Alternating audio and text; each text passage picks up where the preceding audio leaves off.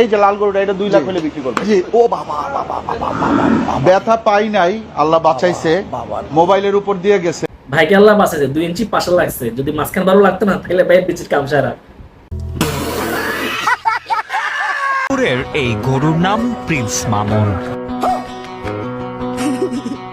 Prince Mamun নামের এই গরুটি দেখতে যেমন সুন্দর, একটা কাজ করেন ভাই, এখন লায়ন নামের কোনো একটা গাভী থেকে তার সাথে বিয়া দিয়ে দেন, তাহলে দেখবেন সব শান্ত হয়ে গেছে।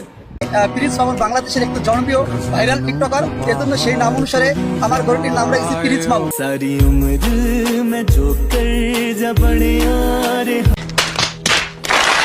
যদি আমরা দেখি ও সমানের লেজটা বাড়ির উপর রাখছে, লেজটা ধরা যাচ্ছে না, ওর লেজে একটা ওমব্রে শেড আছে আমরা দেখতে পাচ্ছি, যে কালারটা আমি কিছুদিন আগে গ্রুভি থেকে করিয়েছিলাম, ঠিক এই কালারটা ছিল।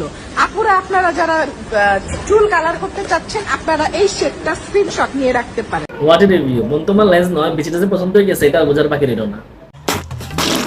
গরুটার দাম 1 কোটি চা হচ্ছে, এটার অনেক কারণ আছে। 1 নাম্বার কারণ হচ্ছে লেগে এই গরুটার 110 বছরের পেডিগ্রি আছে, মানে ওর যে বাবা, ওর দাদা, ওর দাদার বাবা, এরকম পেডিগ্রি আছে। আরো সবচেয়ে বড় কারণ হচ্ছে ওর বাবা হচ্ছে ওয়ার্ল্ড চ্যাম্পিয়ন ব্লাড লাইন। এটা হচ্ছে লেগে আমি বলবো যে বংশমর্যাদাপূর্ণ গরু, এর জন্য দাম বেশি। এতদিন জানতাম মানুষের বিয়ের সময় বংশমর্যাদা দেখা হয়, এখন দেখতেছি কোরবানির সময় গরুর বংশমর্যাদা দেখা হয়। কি আজব ব্যাপার বলেন তো।